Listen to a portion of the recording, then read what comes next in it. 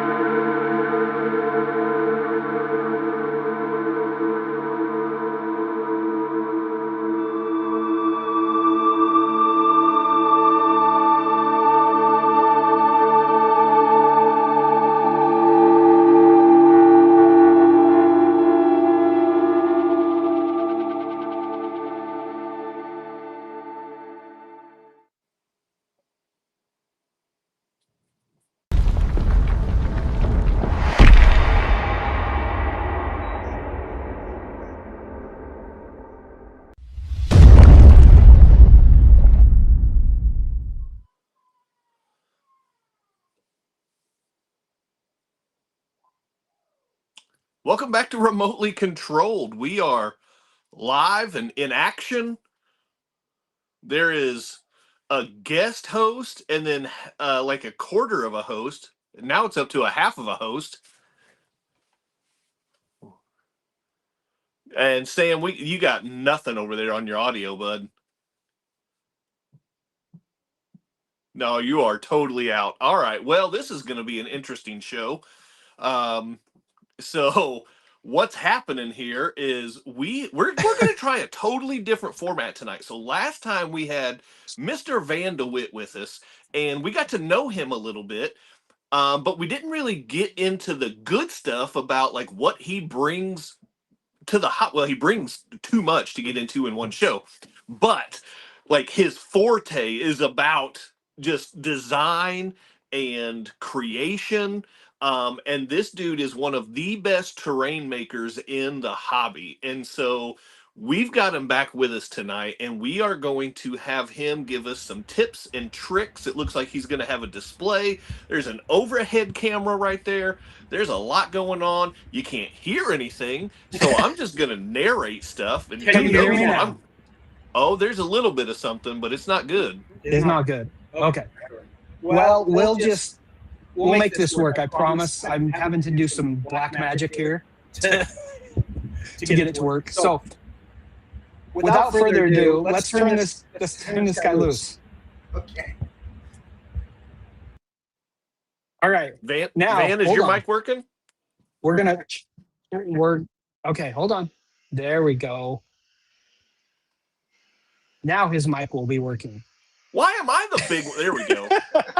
Sorry, it takes me a minute. I'm learning. This is the first time we've done this, so nobody I wants apologize. that. Yeah. All right, can everybody hear me now? Hey, Van, there we go. Okay. We got you. As long as we got good audio, then we're ready to roll. All right, so I'm Van DeWitt with the Microcrawler Club, and today I'm going to be showing you some of the tips and tricks that I have learned over the years for working with crawler courses made out of plaster cloth. And I've learned some really cool tricks from Blake Jensen and Jason Williams, my two cohorts. They helped me with all of my builds. So a lot of the techniques that you're seeing here today, I did not pioneer them myself.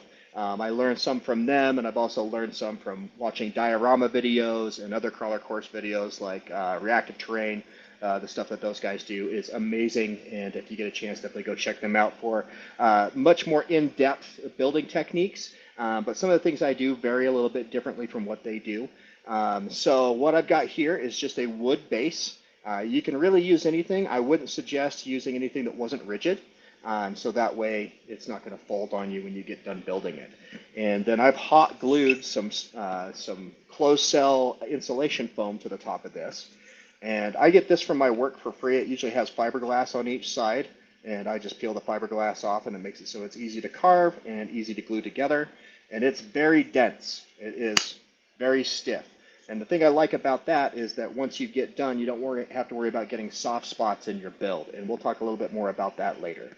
And So Van, for people that aren't able to get that from work, they can pick that stuff up from like Lowe's and Home Depot and yep. Square D and all that stuff, right?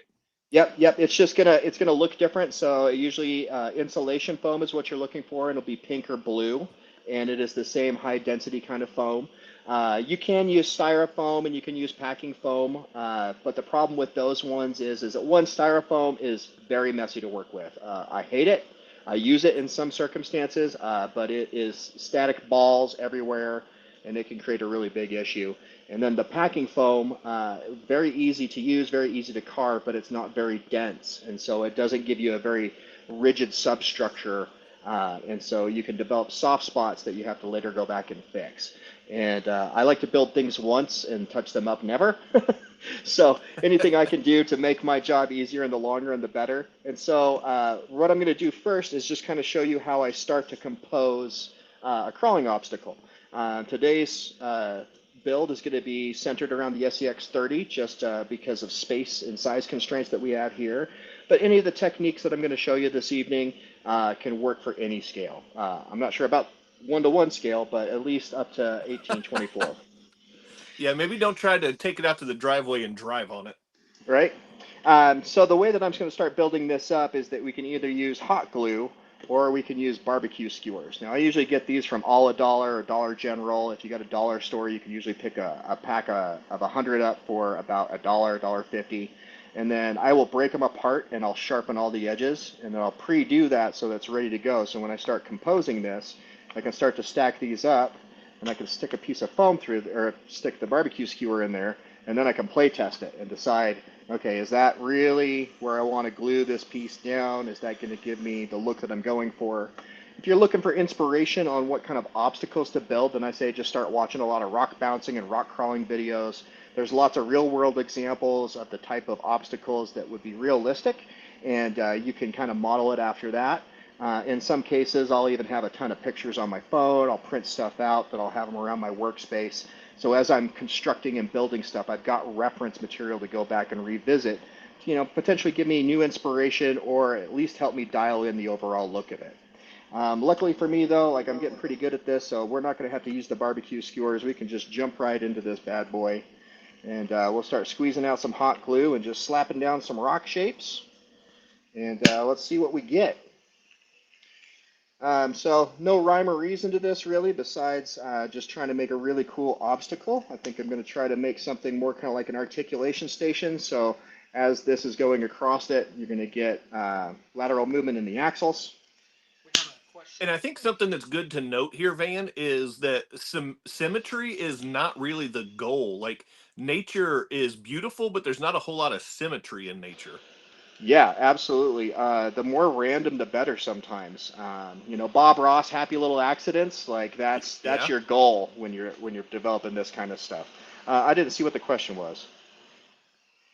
You want to So make me read? Jaker's Airborne Patrick's RC is asking, he sees the cork, but what's the other stuff? So what Van started with was a piece of wood for the base, and then he's using insulation board.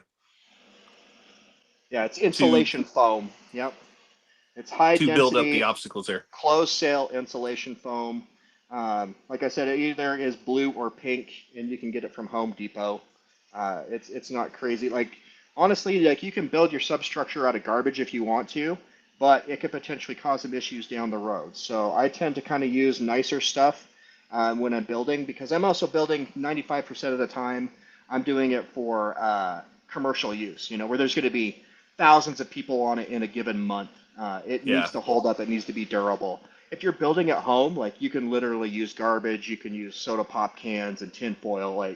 The substructure when you're doing doing plaster wrap is less as important as it is when you're doing concrete. Um, so we're going to slap some rocks on here, and then we're going to give it a play test. And I can't stress how important it is to play test your stuff, because you can get far enough down the line where you can't really fix things. So I'm going to just see if I can try to navigate this stuff. And then I'm going to kind of watch where it's hanging up and see maybe if there's some way that I can kind of fine tune this a little bit, not only to look more scale, but also give us a little bit better driving experience. So I can just start cutting this up. And that's a nice thing with doing stuff that's random, is that you don't have to put a whole bunch of thought into it. You Yeah. can just start whacking at it, cutting off edges. One thing that I try to remove is any 90-degree corners, whether it be the corner on the side or the actual shape of the block itself. Yep. Very rare that you see a 90-degree turn in nature, and if you do, you don't see very many of them. So anyways, I would just start slicing into like this. I'll cut little V grooves to kind of create some styling and to break up these shapes. And one of the things I learned from JP from Canyon Hobbies is that when you're thinking about how to sculpt your rocks, is to maybe think about how thousands of years of weather has affected this. A lot of the cracks and the divots and the rivet, the gullies and stuff like that that you see in rocks, those are formed by the wind and sand and water over thousands of years, just eroding that substrate until it creates the shape that you see. And a really good example of, like, just look any picture of Moab, and you can very much see where the water has channeled through and created, you know, a little ravine for it to get to the bottom of the hill. And so I'll go Now, through and start Van, chopping this up. Yeah. sorry, Van, what temperature do you have your hot glue gun set at? Are you using high temperature or regular temperature? I haven't noticed any detriment to using high or low temperature. Other than low Okay. temperature, it seems like it takes longer to heat up and is a little harder to squeeze out, and you might be waiting longer for it to come back up to temperature while you're squeezing stuff out. When you're working on small stuff like this, it's not really that big of a deal, but if you're working on a big, 6-foot by 10-foot table, the faster your hot glue gun works, probably the better. Nice. Good to know. And just some quick shout outs from the folks that are tuning in with us. We've got Skevy Skev from Sliding Sideways. We've got Bam Bam and Nana Shake. I saw Short Stack down here earlier. Cody looks like he was on here. Um, who else we got? We got Jokers. Had him popping on there, of course. Rob Conant, what's up, buddy? Haven't seen Rob's name pop up lately, or not for a while anyway. We haven't even been on here for a while, so that's probably not even true. I might be calling Rob out for no good reason whatsoever. Well, right on. I'm glad to see all those people tuning in, and hopefully I get to, expose people to the opportunities that is the fun of diorama making. So you can see here I've gone through and just kind of chopped that up. When you're doing plaster wrap, it's very important that your substructure looks as close to your finished product as possible, because plaster cloth is just going to accentuate what you've already created with the cuts and the foam. And you can hide some things with the plaster cloth, but it's a lot more difficult. If you're doing a concrete build, I usually don't go to this kind of length. Usually I'll do some kind of undercuts like are in here. So you can see there that there's a little channel cut into that. And that gives it a mechanical way to connect. So that way when you do the concrete or the plaster, it has that little reveal in it, so that way you can tuck it under, and then it's grabbed on to the whole entire piece. That's So really that's smart. generally how I'll start them, and then I play test over and over and over again, just to make sure everything's going to work. And if he's going to play test, I want to play test. Yeah, get over here. So you can see I'm kind of getting hung up right here, so I'm going to cut this in a little bit and see maybe if that makes it a little easier to get on to the beginning of it. It will definitely make your RC dirty, but you can see, like, I went right up that, no problem that time. Now, it should be said that sometimes you want it hard. Right. Most often times, you think you're building something that's super difficult, and then by the time you're done, it winds up like being pretty easy. What about going the backwards way? Repeat that, because I don't think I heard. Oh, going the reverse way on that? Yeah, you're going to want to test every direction you can on your obstacles. You want to potentially try to find all of the lines that somebody might take, and accentuate them if possible. Yeah, it looks dialed. So now that we got this one done, we're not going to work on this one because it's huge. I've already got one prepped and ready to go. So this one's all dry. You can see that I've gone through and I've cut it up, and I've even put some of the foam at different angles, just kind of make it look like stacked rock. And then I've done some channels through the middle of it, just try to, create some realistic looking rocks here. That looks awful, Van. I thought you were going to show us the good stuff tonight. We're going to get there. I've got 3 different versions of something similar to this. So you can also see that I've gone through and I've cut those reveals, right? And it's never bad to have more places to be able to kind of pinch. Safety first, don't cut into yourself. It's always good to have little nooks and crannies to kind of shove in your plaster cloth, and we can move right into plaster cloth. This is where the magic happens. This is where it gets fun. I get it. And I broke a glove already. Buy good gloves. I didn't. You got to play test. So when you do plaster cloth, make sure that you've got something set down to kind of keep your area clean. The plaster drippings are pretty easy to clean off, but you want to try to save yourself as much headache as possible. That plaster dust will get everywhere, by the way. Okay, so your plaster cloth is probably going to come in a roll very similar to this. And what I'll usually do is that I will take the whole entire box that I buy and I'll cut it into strips before I get started, because you always don't want to have to stop in the middle of what you're doing with gooey hands to cut more of it. And so generally what I'll do is I'll cut them into about 8 to 9 inch strips, and then I actually fold them in half. And this is one of the things that I see a lot of people miss, is that they will lay down one layer and then you can see all these holes in it. Another issue that can happen is that if you are going to do a second layer, which I always suggest to do at least 2 layers of plaster cloth to get the rigidity that you're going to want for repeated play. So by folding it in half, I'm already doing 2 layers at one time, and I don't have to worry about, where, if you were to lay down just the single layer first, well, it's white, and then you go to lay down that second layer, well, it's white, and then I missed a spot. So the nice thing with folding it in half as you go is that you already got 2 layers right off the bat, and you only have to lay it down once. So I'll amply dunk this into the water so you can see that it's sopping wet. And then another thing that I do is I try to kind of activate, and I don't know if you can see that. See how it's pushing all the plaster right out to the front of it? Yeah, there you go. So now it's nice and sticky. So what I will do, a lot of people will just kind of throw this on there and call it good. Not me. I got to make it harder on myself. I use a little silicone modeling tool. And you're going to want to keep this wet, because if it gets dry, it'll start to stick to it. And then you can see that I'm holding it with my whole hand here. Kind of a weird angle, and I'll just kind of knead that into position. You can see I left a lot of slop on the side. That's okay. I'll show you how to get rid of that here in a second. And then as I'm going, I'm going to kind of shake this thing, and I'm going to try to get it to fold up on the top of itself. I want it to ripple. I don't want to lay it down straight, and I definitely don't want it to look like draped cloth. That's one of the telltale signs when making a diorama that it detracts from the detail and the realism of it if it just looks like a wet cloth that's been dripped over the concrete. So he's just tucking those in. So you can see that I'm just pushing it into that wedge shape that I had revealed, and that's going to make a mechanical connection. And so now this thing is all going to be one thing. And you can see here, like, we've already got some cool layer lines, right? So it kind of looks like stacked rock. And as this starts to set up, I'm not going to mess with it too much. I'm going to let it kind of stiffen up a little bit, and then we'll come back through, and then we can start adding in some details to this.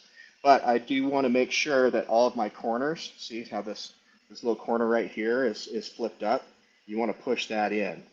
And you really want to be conscious of that as you start to overlap separate layers, that you don't leave a corner of it kind of flinging up, because then you'll have to go back through and cut it away later.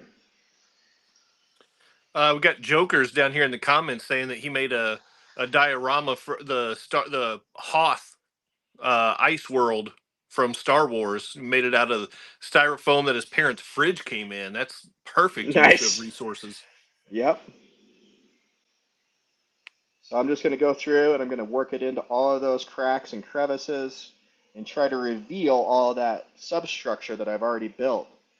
So you can see this whole rock right here. I'm going to try to just bring that rock out so you can see that one.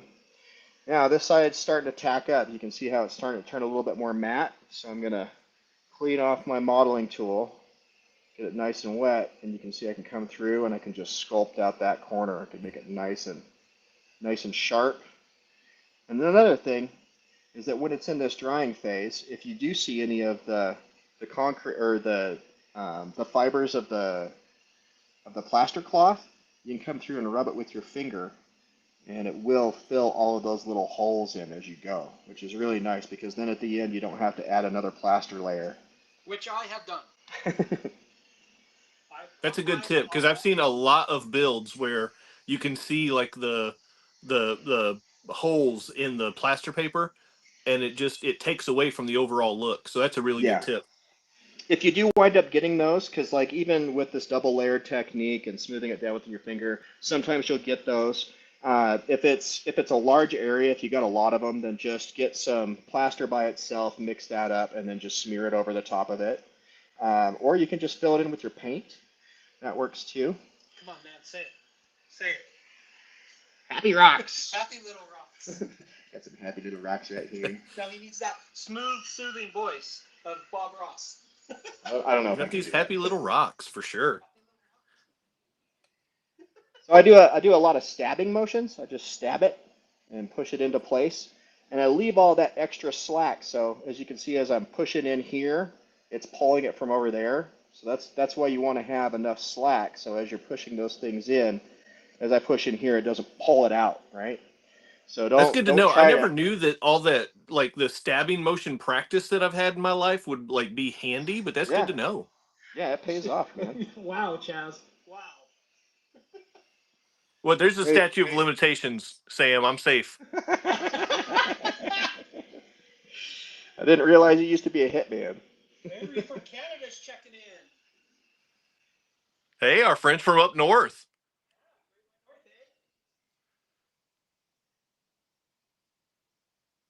So plaster cloth, it sets up pretty fast. It takes a long time to fully cure, probably about 24 to 72 hours to get fully cured, but it will start getting stiff within 15 to 20 minutes. So it's kind of important, especially if you're working a larger build, to remind yourself to go back through and do that smoothing technique and fill in all those gaps and try to hide the fact that it's made out of this very fibrous cloth. But if you don't do that, I have put stuff over the top, like I said earlier, and it works. Like you just put a little thin layer, you buy it in the bag, and you put a really thin layer over the top. So you can go back and touch it up before you paint it, before you seal it. Yeah, and there's been plenty of times where like I've only gotten half of it finished and I've had to leave and then come back and do another sitting, and it will connect to itself. So Even dry. even dry. Yep. Now it may not have the strongest bond ever, but we're going to put a bunch of paint over the top of it and grass and rocks and glue, and by the end of it, it'll all be a homogeneous piece of awesomeness if you've done it Here's a correctly. question for you. Have you tried using wood ends and pieces? As the substructure, absolutely. Yeah. So sometimes there's some rigid areas, like when you're doing like a bridge or like a Moab style arch, where you're going to need to put some rigidity into that. That potentially the foam isn't going to be enough to stand up, and especially like if you got some sweet arch and then somebody leans on it to grab their RC, if you don't have some kind of rigid substructure in there, this foam, even with the plaster cloth on it, is not that strong. That's where that stabbing motion comes into play. Yeah. So, another question. With that, if you don't do it, would it support the weight of an 18 scale? Yeah, yeah. You wouldn't have any problems with the crawlers per se. Okay. It's just going to be like if somebody physically leans on it, or like a broom handle falls and hits it or something like that. You want to be strong enough to withstand, the wear and tear of your local RC event, or if you got all your buddies coming over to your house, boys can get rowdy. Sometimes accidents happen. And that's the nice thing with doing plaster cloth, is it is relatively easy to go back and fix stuff. Touch up. Yeah, to do touch-ups, you can just add more plaster cloth to it. If you do get soft spots, I'm going to show you how to fix a soft spot on the other one. I don't know that I've got any soft spots, but I'll show you how to fix one. We'll pretend. I've got some on mine. Oh yeah, maybe we'll get yours up there. Yours is huge. I don't even know yours would fit on the table. So now I've got all this on here. I'm just going to go back through and see if I can find those lines again. Laugh, Chaz, laugh. It's funny. We've got a lot of comments about me and my stabbiness.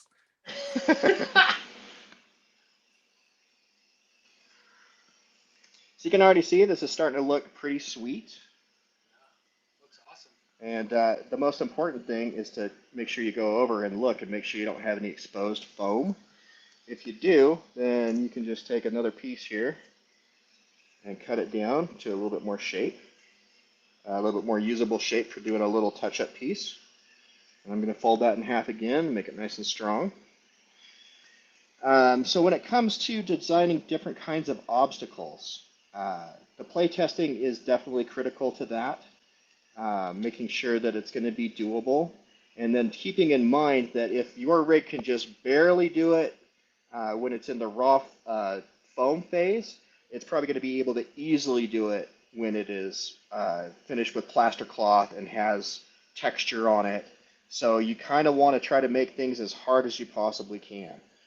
One of the reasons I build so many crawler courses is because I get bored of them very quickly. And so I wind up selling them, and so I can make another one and create more obstacles for myself.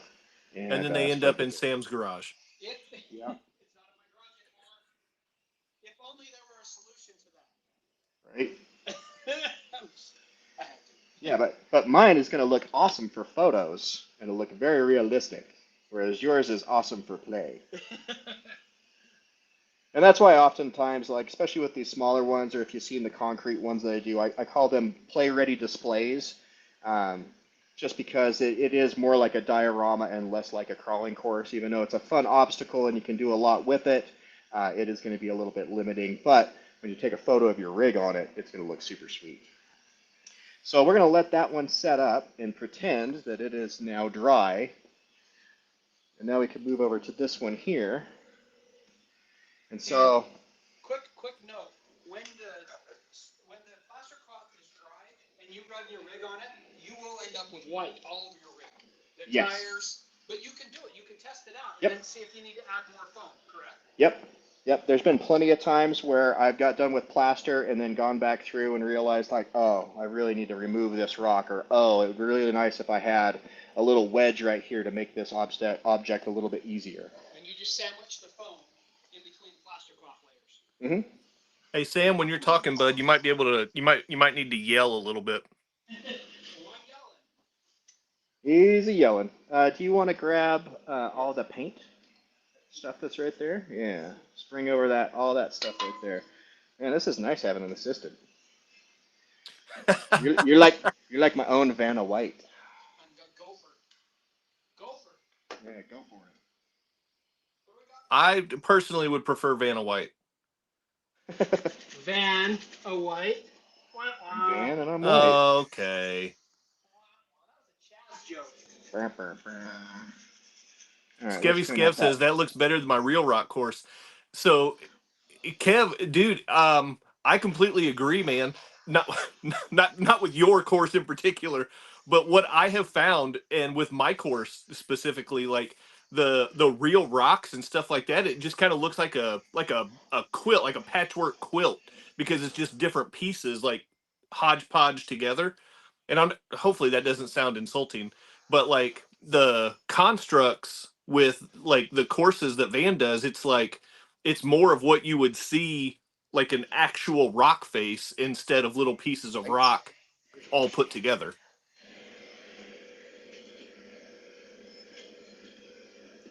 Oh yeah, I see that comment. So originally when I first got it started, do you want to grab that one? We'll do a little show and tell before I get into painting. You're trying to steal all my spotlight.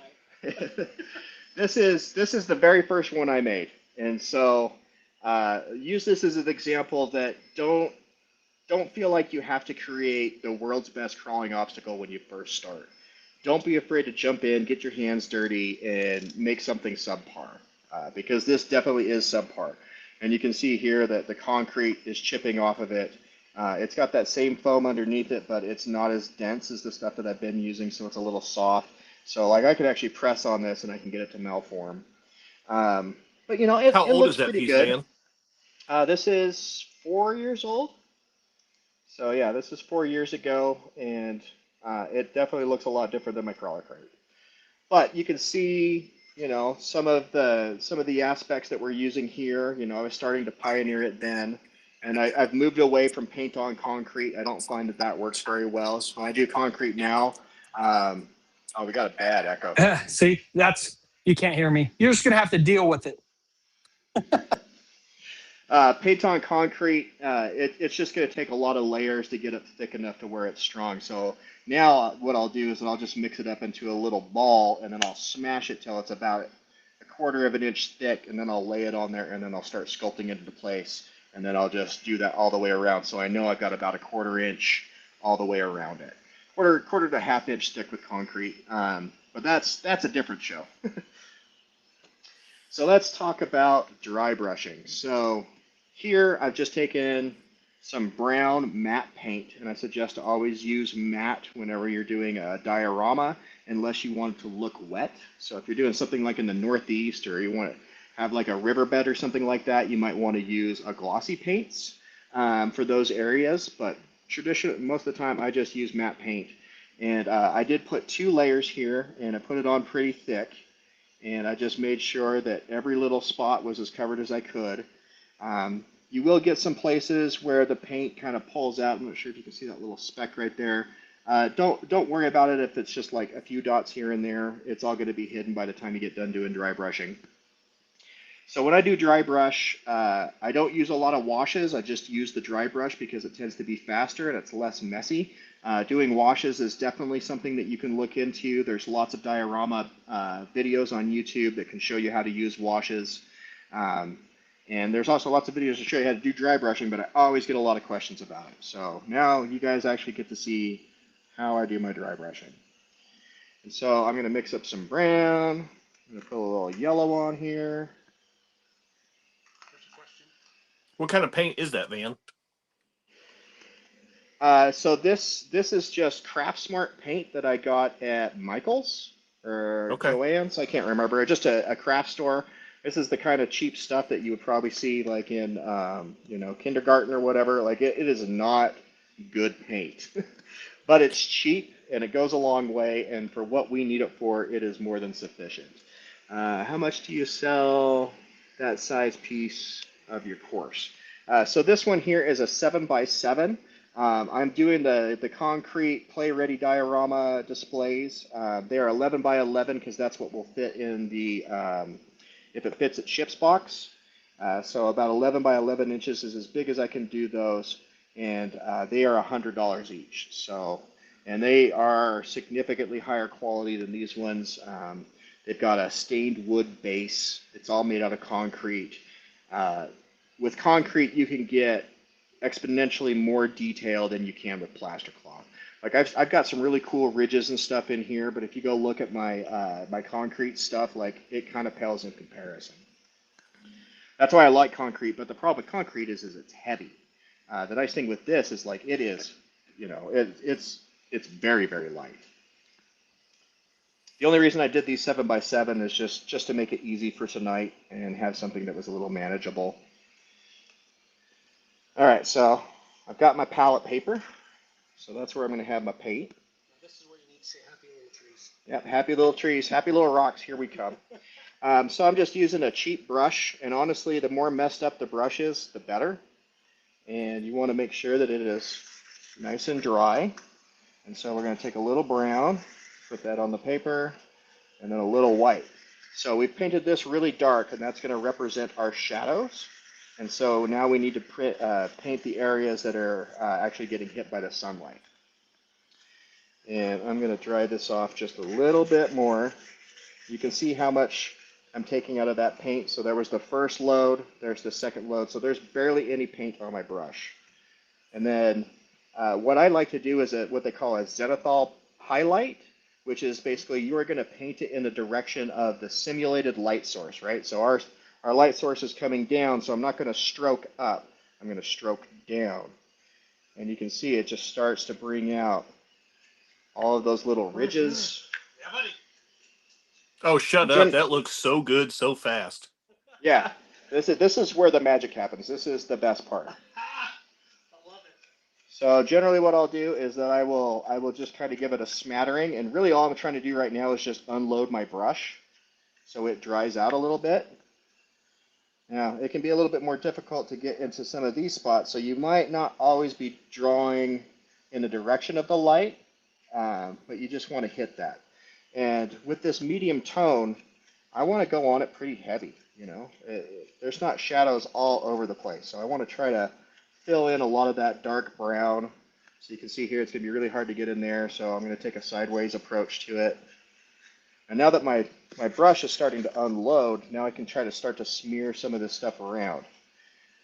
So right here, you know, obviously that's going to get a lot of light. So I'm going to fill in this top part, maybe this little ledge. Anywhere the sunlight's going to beat directly down, I'm going to try to fill in those panels or those spaces a little bit more so they look like they're getting natural light. And now that my paintbrush is pretty much completely unloaded, I can really start digging in and pushing around all of this paint that I've already preloaded onto the rocks, and I can just try to smear that in. You can already see that it's looking pretty good. You know, like honestly, like a lot of people would probably be happy just stopping right here. Not me. I got to keep going. Got to push it. The more detail, the more layers, the more plants, the more grass, the more you add, just the better it looks.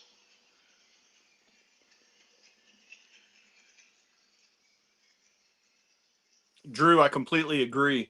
The downward brush technique is such a smart tip. I'd never even thought about it, but that's, yeah, spot on. Yeah, sometimes it gets hard, like in these little channels, you know, like it's really dark in here, and if there was sunlight actually hitting it, you know, it probably wouldn't actually be that bright. I'm just gonna mix up a little bit more and see if I can kind of get in here.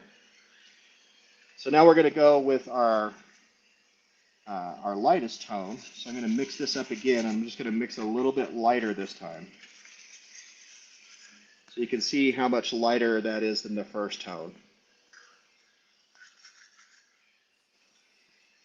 And then same thing, I'm just gonna brush in that downward stroke, trying to concentrate on the areas that would actually be hit by the sun.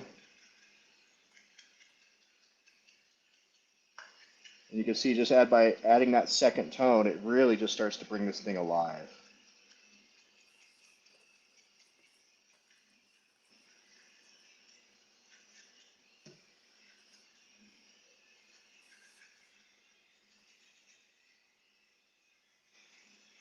And this works with concrete as well, right? Yep, yep. That's the nice thing is concrete and plaster, they're both water based. So if you're using acrylic paint, all of those things really like each other. And then a lot of the glues I use too are also water based, so it all meshes together really well. Did you guys hear that? All right, so now you can see that we've got some cool stuff going on, but it also looks really uniform, right? And how often do rocks actually look uniform? Like very rarely. So we're gonna grab some yellow and some brown, and we're gonna mix that together with our white, kind of make this mustard color. And now I'm gonna be a little bit more cautious with the way that I lay it down because I don't want it all over the place because I'm trying to break up the uniformity, right? So I'm just going to highlight a few areas here and there just to kind of give it a little bit more depth, a little bit more variety. So you can already see that that's starting to come alive a little bit more. And now maybe I'll take a little black and I'll mix that in, kind of make a dirty green color.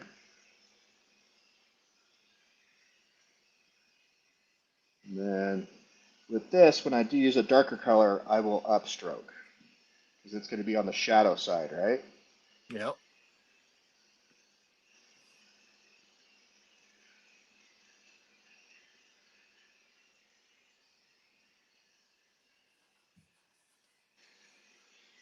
So you can see that's really broken up the space quite a bit. Made it look a lot more natural. So the last thing we want to do is the the slightest of highlights with a close to white. So I'm going to drop some white on here. What are you giggling at? Cooking with man. I wish I could do a Julia Childs impersonation. Oh, what we're going to do now is add some white highlights.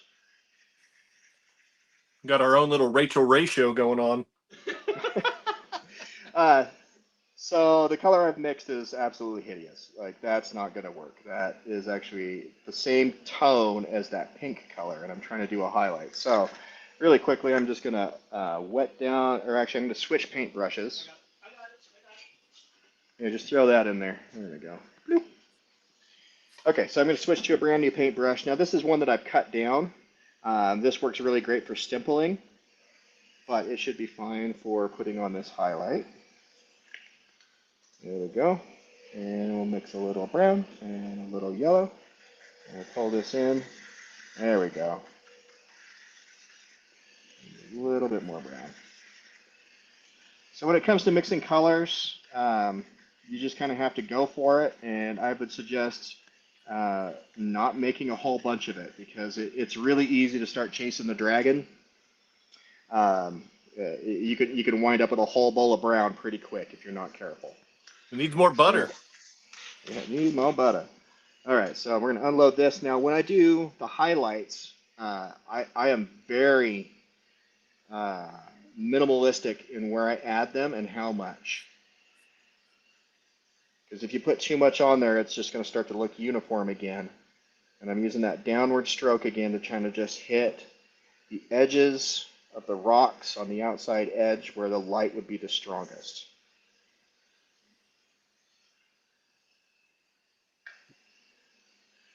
Not too much. Don't go too heavy with the white.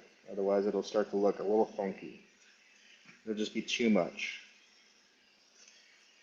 And I would probably say that that is done. Genius. You know, and it's turned out pretty good. Like, this was just stark brown before, and now it's looking pretty sweet. So if you want to grab the sand and the spray glue.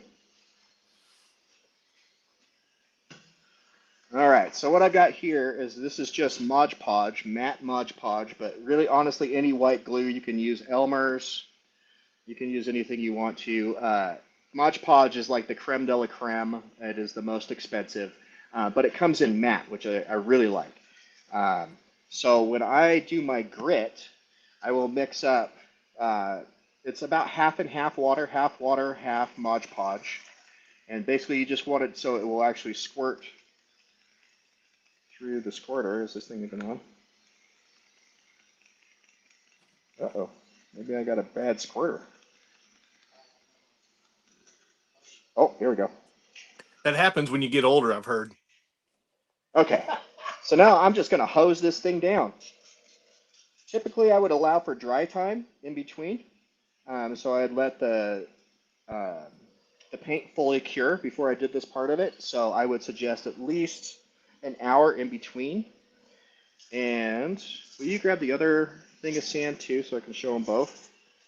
So this is just quick right all-purpose sand, and it usually comes pretty thick. So you can see that these granules are really big.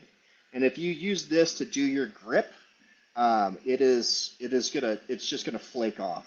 The glue will hold on some of it, but your wheels spinning around will just pull this off and flake it off. Home Depot? Yeah, I just got this at Home Depot. Locally, I'll go to Sutherland's. And so what I did is I took this little T-sieve and I sieved all of that to get the finest granules I could, right? So now I've got little tiny pieces, and that's basically what you're doing, is you're just turning this into sandpaper, right? So I'm just going to sprinkle this sand all over the entire thing. And you can't go too heavy. Anything that doesn't actually get stuck down, you're just going to knock off anyway. And I would concentrate on the areas you know you're going to drive the most, like with this V groove, we know we're going to go in through here. So we want to make sure that we've got some good grit on it. And I'm just going to sprinkle this around.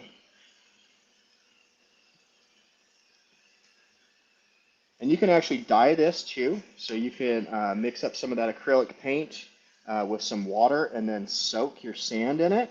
It will kind of make the sand stiff, so you'll have to break it back apart. But if you have, like, if you're doing gray rocks and all you got is this, you know, yellowish sand, you can dye that.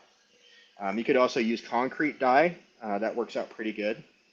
And you can do the sand on concrete if you wanted to, but it's not necessary. Yeah, and sometimes, like when I'm doing concrete work, like I'll save all the like the little shavings and stuff that kind of accumulate as you're building, and then I'll hit that with a hammer and turn it into powder, and then that's what I use, and then it actually matches your concrete perfectly.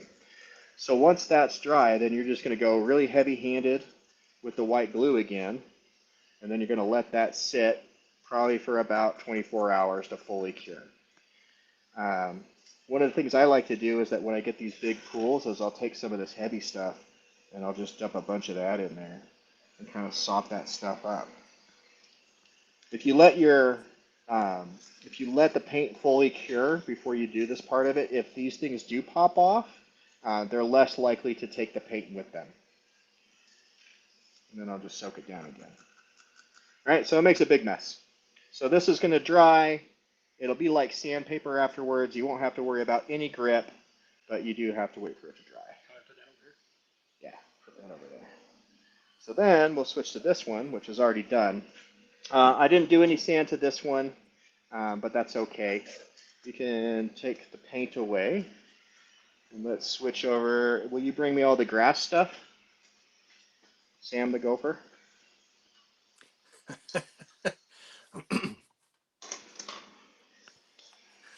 Yeah, Ken noted. You just use a little pinch of seasoning is all. Yeah, just a little pinch. Okay, so I've got a myriad of awesome little details here that we're going to add. So this is static grass.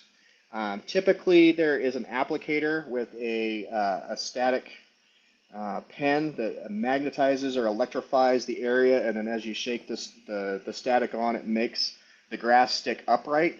We're not going to do that because it will just get ripped off. Like, it looks great for a diorama, looks really realistic, but when you're going to make something that is play ready, you'll just rip that stuff right out of the glue. It won't last very long. But with the technique I'm going to show you, I've got a course that we built 3 years ago, and the grass is still holding on it strong. Is that my course? No, it was the Canyon Hobbies course. Yes, sure. But yours does have grass on there. And it's still on there. Yeah, and it's Where actually, did I get the grass? yours is older. Yeah. Yeah. Where's was the first one you guys did? So I just got this on Amazon. It is, I think this is about $8 for this whole entire tin. I'll see if I can put some links up on the Microcrawler Club page. So if you're looking for the specific stuff, you'll be able to find it. Send them to me and we'll put them in the description. Not a problem. And then these also came from Amazon. There's little trees of different types. You can find tons of stuff on there. It is very difficult to find 24 scale trees. It is very easy to find 30 scale trees. So if you're looking around, oh, did we get the drill? Where'd the drill go? We're gonna need that. Okay, so we're gonna do grass first, and then we'll do bushes and stuff second. So the grass is pretty simple. Where'd that Mod Podge go? It's right over there.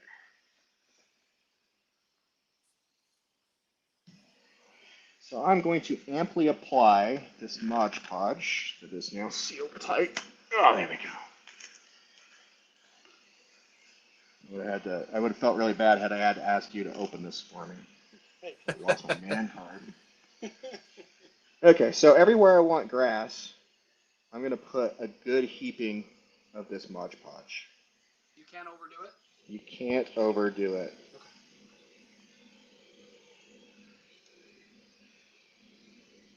And this is where your photo reference really helps. You know, a lot of times I just kind of go by feel, but I've also been doing graphic design and illustration since I could hold a crayon. So it comes a little bit more naturally to me to kind of see the visual spacing and that kind of stuff. So I would say fall back on photo reference if you're having a hard time putting in cool areas. So I'm just going to dump a bunch of this, and I'm just going to start shaking it on. And when I shake it on, I try to shake so much on there that I can't see the white anymore. Right? So I know I put down way more grass than actually winds up sticking to it because I would rather have too much than not enough. If you don't have a shaker, you can use your fingers. It works a little bit better with a gloved hand, we've noticed. That's one of the things that Blake found. Maybe it was Jason. I don't remember. So you can kind of just twist it between your fingers and dump it on. And remember, we want to go real heavy. And if it clumps up, no big deal. If you drop a clump like I just did there, like it's really not that big of a deal. That's just a little bit of crabgrass. That's all that is. And then we're going to work our way around the base here.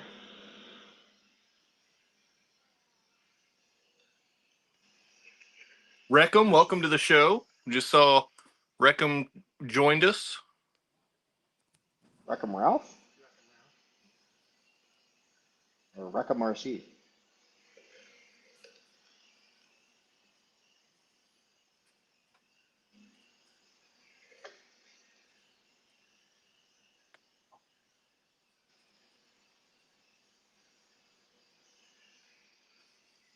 All right. So once it starts to set up a little bit, we'll go back through and actually push this grass into that glue. We want that glue to fill in those fibers and connect it all together.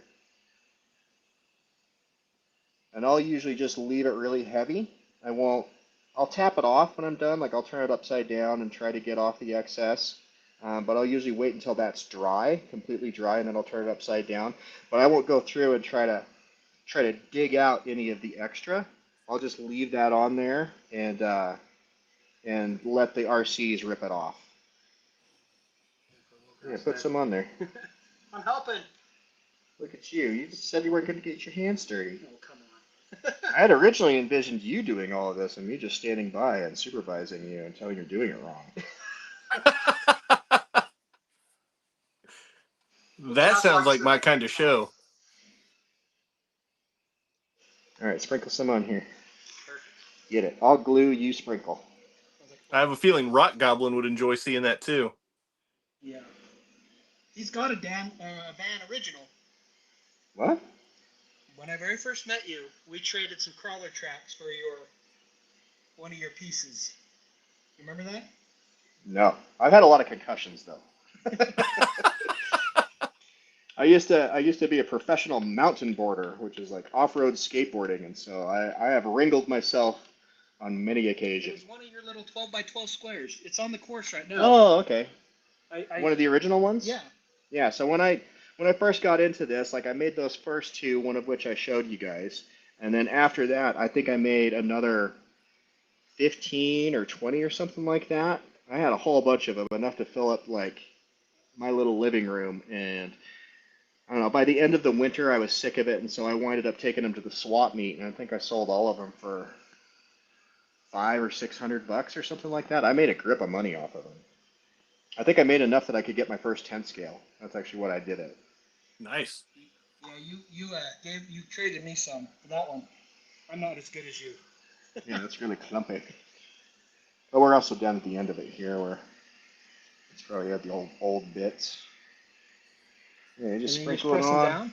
Yeah, well, let it tack up a little bit first before you start pressing on. Otherwise, it'll stick to your finger, and then you'll have a green finger, and it'll just start to collect more and more and more. Is that like a green thumb? Yep. It's the RC crawler's equivalency. Oh, look who it is. Who is it? My son. Oh, nice. I'm surprised he's not out here taking notes. He's at 4-H with my daughter and the horse. Oh. I don't like horses. I was chased by a horse as a kid, so now I just stay away from it. You haven't met our horse. I'm sure it would hate me. I get spooked. Large animals? No, thank you. I'm a city boy. Biggest animal I have to contend with is a Great Dane. Yeah, when you came up here, you said we live in the country. You do. You live out here in the sticks. I live downtown Salt Lake City, where all the fun stuff is. Like Micro Moab, Rosalina Park, Wardell Fields, all the best crawling. We do have Riverdale Kayak Park. Yeah, it is a good one. One of our buddies just lost his H10 in that river, though. Oh no. Yeah. The guy who started what is it, Rocky Mountain Crawlers, I think. They're starting to do a whole bunch of events, so that's a big bummer. So yeah, I'm just gonna go through and I'm gonna mash this in. Now, what I would do is I would take this spray and I would just douse the whole thing. I would just get this grass as sopping as possible. But we're still going to do some other details. So just imagine that it's been, 24 hours and the grass is now completely dry. And I'm probably going to get your drill all dirty, but it is what it is. So now we've got all these awesome little bushes and stuff. And one of the things that I would encourage you to think about is that these things sometimes can be a pain in the butt for your RC. Like a real bush would not be any big deal to a crawler, but these are rigid enough that sometimes this will keep you from being able to get up something. So I tend to try to put my grass and my detail objects in areas where I think it's less likely that they will be impacting the enjoyment of experiencing the crawling course. And so I'm just going to drill a little hole in here, tap that off. Oh, a hot glue gun. I turned it off. I hate my life. Okay, so while that hot glue gun's warming up, so you can see that it kind of exposed some of the white innards, but once I put this in there, boom, it's all going to disappear, right? So we're going to let that hot glue gun heat up, and then you can cut these down even further, probably. Yeah, you could trim them down. And sometimes I do. Sometimes I'll go through and I'll trim these up so they don't look so uniform. So I'll go through and I'll cut up some of the leaves and make one look all disheveled. And where do you get those guys? so these are also just from Amazon. So if you just type in diorama bush, they will come up. And they come up in a lot of different scales. So obviously these ones are teeny tiny, but I've seen ones where they're just like a big old patch. And the way that I apply these is I'll just get the Mod Podge. They do have a little sticky on them. They do have sticky, but it ain't enough. Mod Podge is the way to go. So I'll put Mod Podge on this piece. Alright. Do a little dab of Mod Podge. Got some Mod Podge here, and then I'll just find a spot to put it. That's the spot, and then I'll stick it in there, and I'll mush it in. It's worth noting that Mod Podge dries clear. It does, yeah. Once this is dry, you won't see the Mod Podge anymore, and it dries matte, so it won't have a sheen to it either. If you get the matte Mod Podge. If you get the matte, and if you can't get matte, if you're on a budget and you need to do it cheapy, and you're just going to buy just some regular white glue, never fear, even if it's reflective. At the end of this, I would take matte clear gloss, like in a spray paint can, and I'm just going to douse the whole entire thing with that. So if you do have any shiny spots, you're not going to have to worry about that because it'll get rid of all. Like a poly acrylic? I don't know. It's just a Rust-Oleum matte clear. Okay. There you go. And I've never had any adhesion problems. I've never seen it flaking off or a dusting of it or anything like that.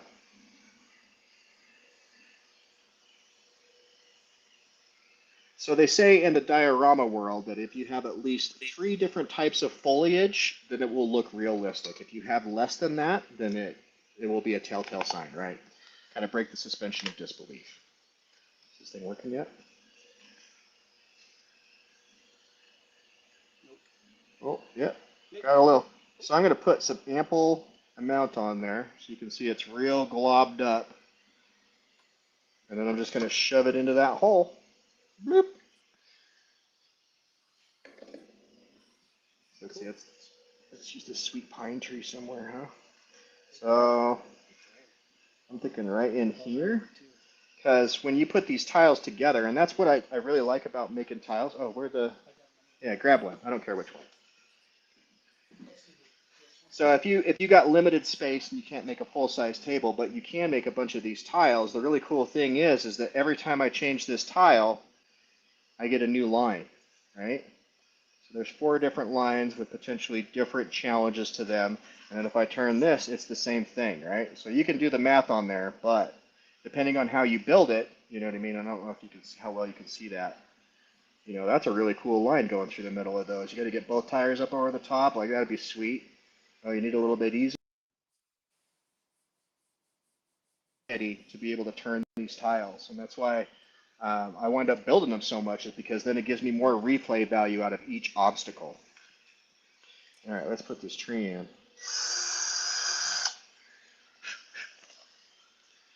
And then just the same thing, I'm going to grab the hot glue and put on an ample amount. These do get caught in the RCs occasionally and get ripped out, but the nice thing is you just get some more hot glue and it should be fine.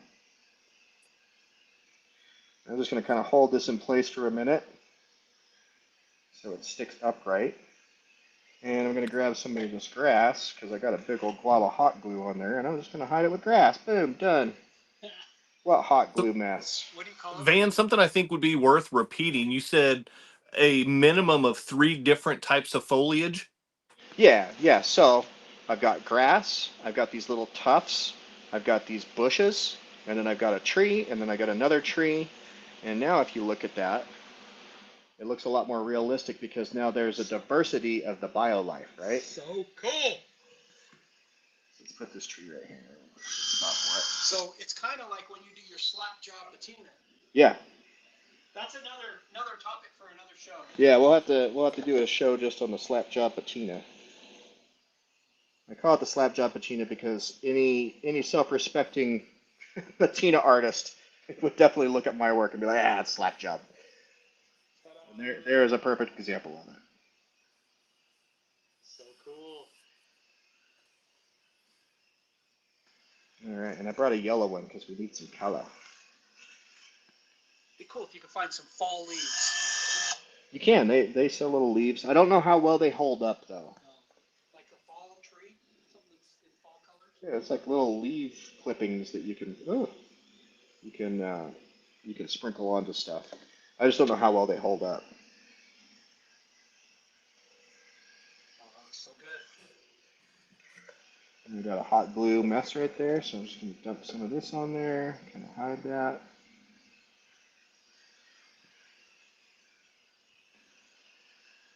Bam! So another pro tip is, especially when you're using hot glue, you're gonna have strings going everywhere. If you get like a lighter or if you got like a blowtorch, you can really just go really fast, and it will just melt all that stuff and it'll disappear. One thing I would look out for, can you bring the plaster one back? Oh, here it is. So this one's starting to dry up finally. Sometimes you can get little strings. Let's see if I can find one on here. Yeah, so like right here. It's the edge of the plaster cloth. Yeah, it's the edge of the plaster cloth, and sometimes they get all over the place. And so I'll just go through, and then once it dries, I'll pick them out. Sometimes it gets hidden, and it's not that big of a deal, but sometimes it's like right on this showcase rock and just looks funny. So here's one of those examples of a fold-up edge. You see how it's folded up right here? This should still be damp enough that I can kind of push that into place, even though it's starting to harden up. So there's another one. You see that? I don't know how well it's showing up on screen, but there's like a full-on flipped corner there. So I'm just going to mash that in. That should be pretty good once it's done. So once it fully dries, I'll go through and I'll find all the strings and I'll pull them and cut them off and get rid of those. Sometimes I've burned them in the past. So yeah. So there's your finished version. And like I said, you would want to, once you've got it where you want it, I'm going to take matte clear and just hit this whole thing, especially because especially these plastic bushes, they do not look realistic. But as soon as you hit them with some matte clear, they look really real after that. But here's the best part. So we put the drive on it. Joker.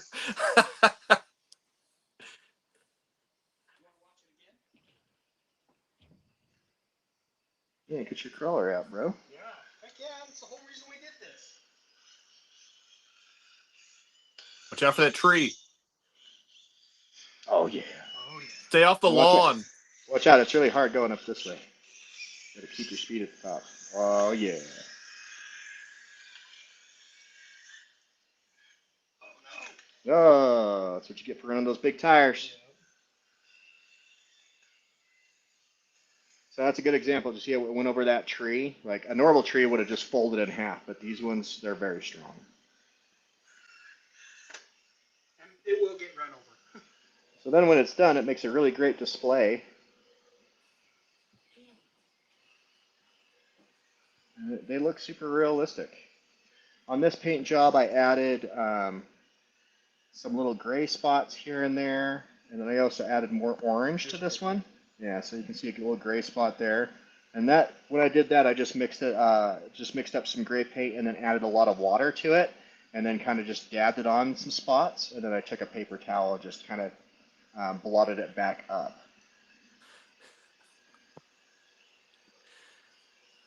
So I yeah, like Joker easy style. peasy, lemon squeezy.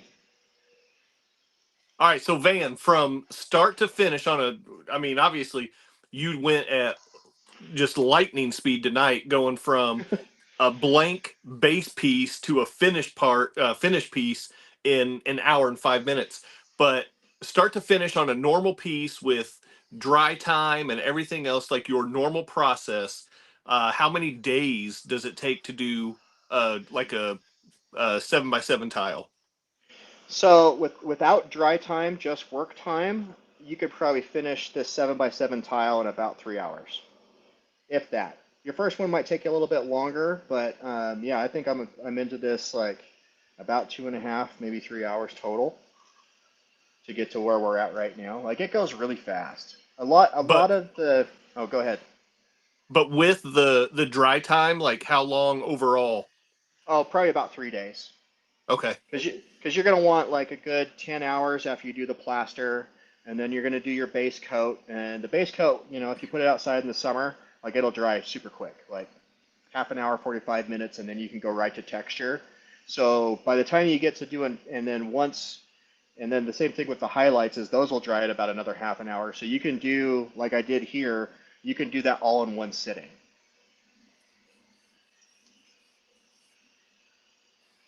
Yeah, super fun. That is so cool.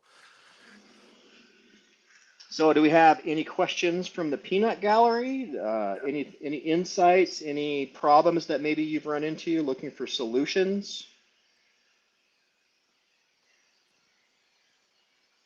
We've had some good comments tonight. We had somebody talking about they've done kind of a poor man's version using like paper mache, and commenting about like how using higher quality stuff for different purposes makes a big difference.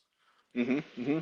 I recently just used paper clay for the first time, which is basically a pre-manufactured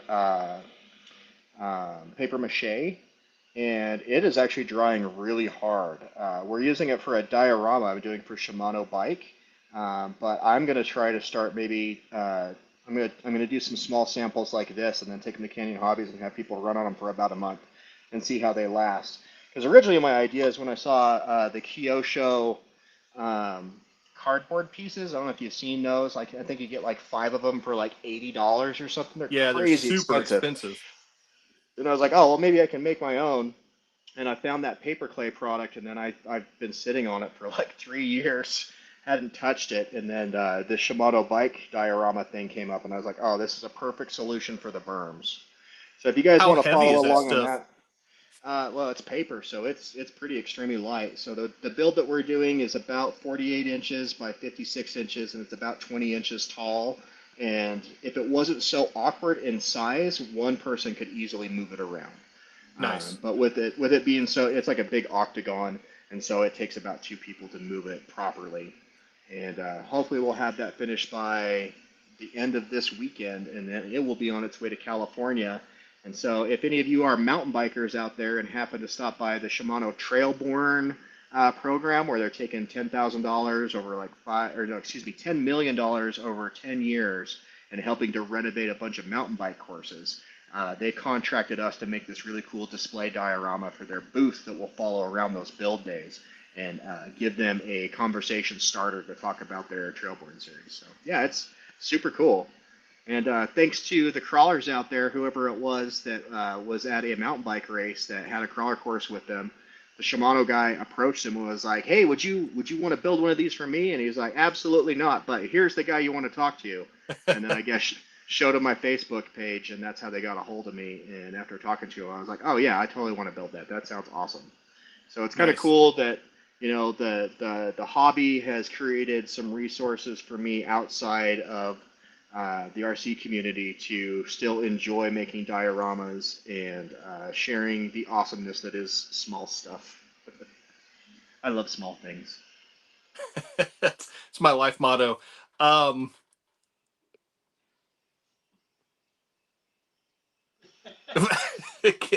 Ken, I'm sure Van loves the support.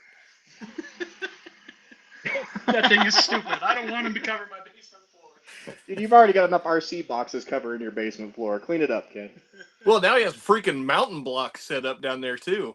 Oh, you get the mountain blocks? That mountain blocks is cool, but I drove on it for about 15 minutes and I mastered the 4 lines that are on that thing. And that's why I'm a big proponent of make it yourself, because one, it's not cookie cutter, and two, you're gonna get some variety out of it. I really hope those mountain blocks guys, they add like 12 more different features, because once you crawl in one of those ups, you crawl in all of them. Or you could just get some of these. Or you can just get some of those, way cheaper. So recently, thanks to 2FMRC, I got turned on to magnet paint. It is not cheap. I think you pay $17 for a tub that's about yay round and about yay tall, but it is phenomenal. If you haven't watched his video on there, go check that out. My crawler crate that's sitting over there next to the garage door, it's covered in them, and I can put gates anywhere I want to, and it is epic. Base. It's just a piece of Chipboard. Chip. Particle board. You can use any kind of wood base, masonite, plywood. I got a buddy who's using a piece of acrylic that he got from our job. So really any kind of rigid substrate is what I would suggest, because even though this is plaster and it's super light, like if you had something that was big and it was on cardboard, like it'd be really easy for that cardboard to buckle.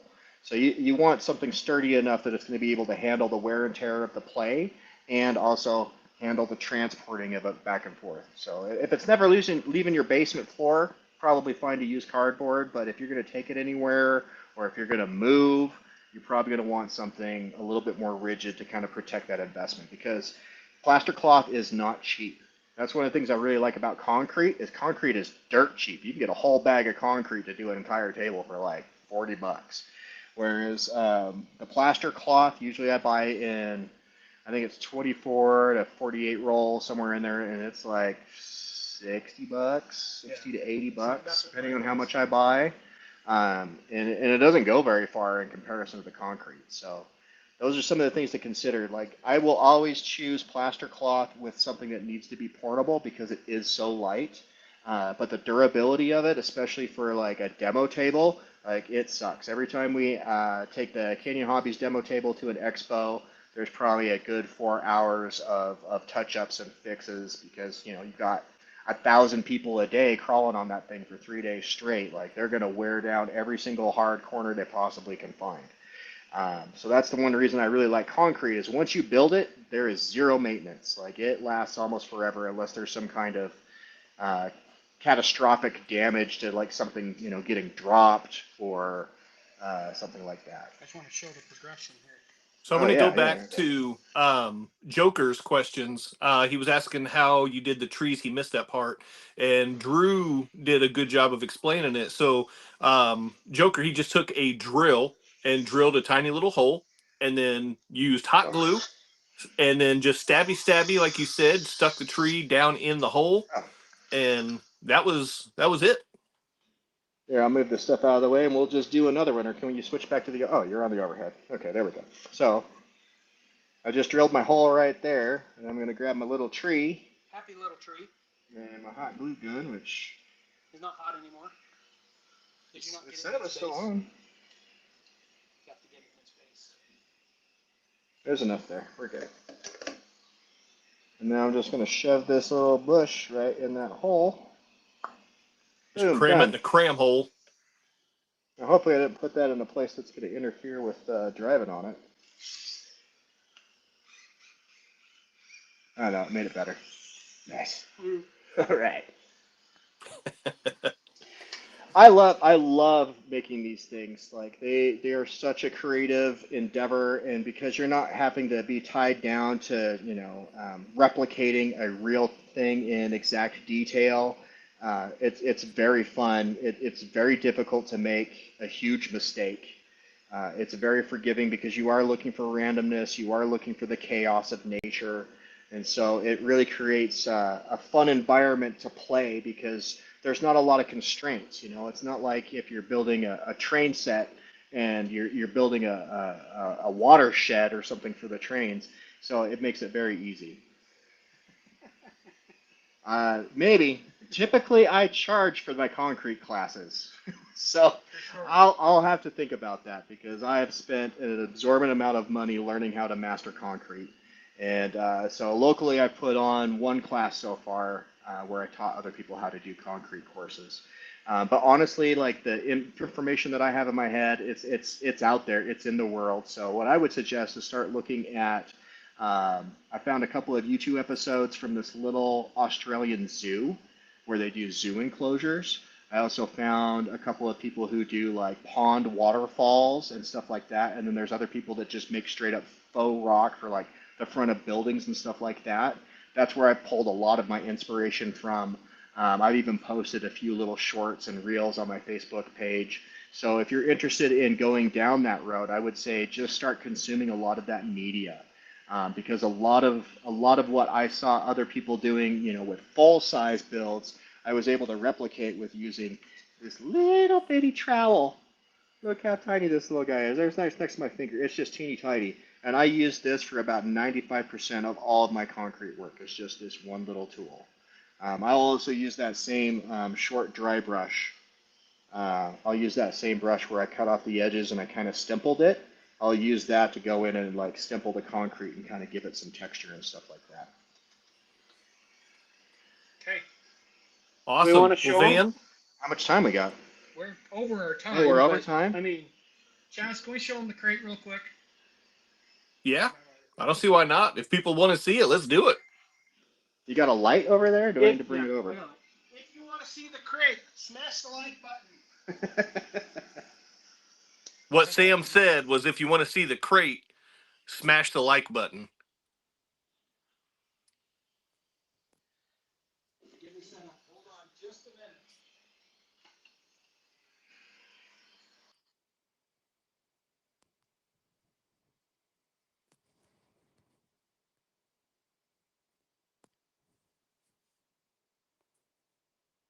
Not sure what's going on.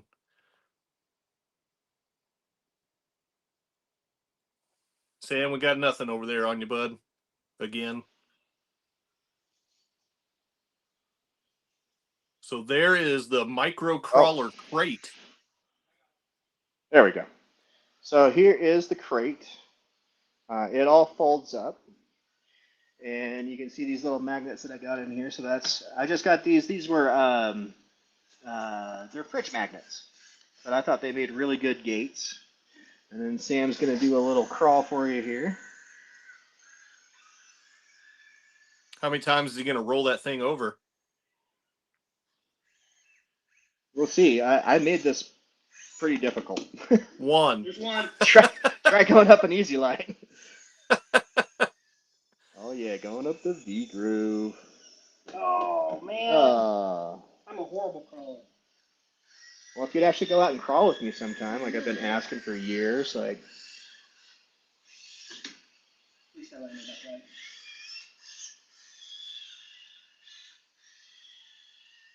Sam, you're driving like me, man. Come on now. I learned from the best.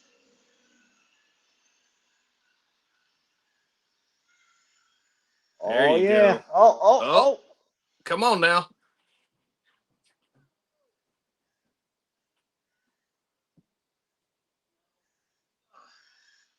I lost it. There we go.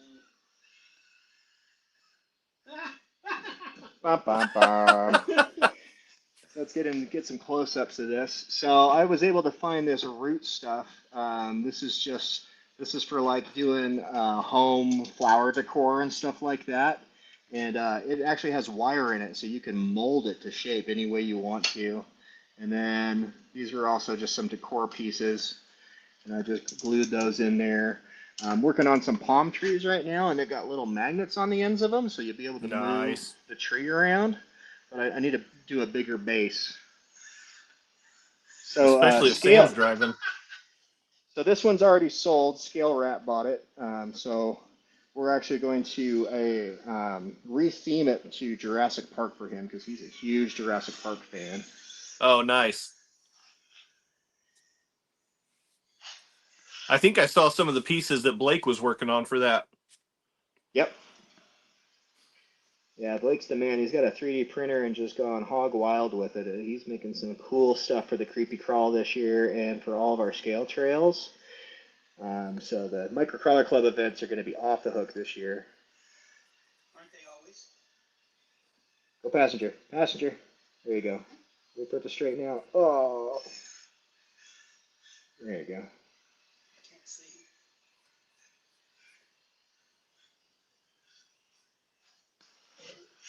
Oh, yeah. Got it. Nice. Well done. All right. Good times. So then when the crawler crate's done, Sam, you want to hold this real fast? I'll show them fold it up. So this is a pretty interesting build to make sure that everything was going to fold up proper.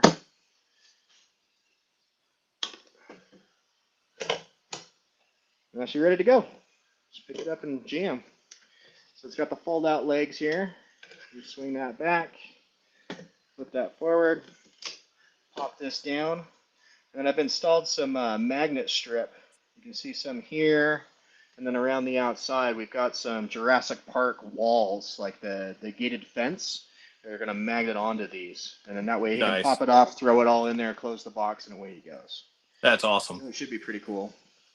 So if anybody out there in TV land is interested in picking up one of these crawler crates, we've got a sign-up list right now.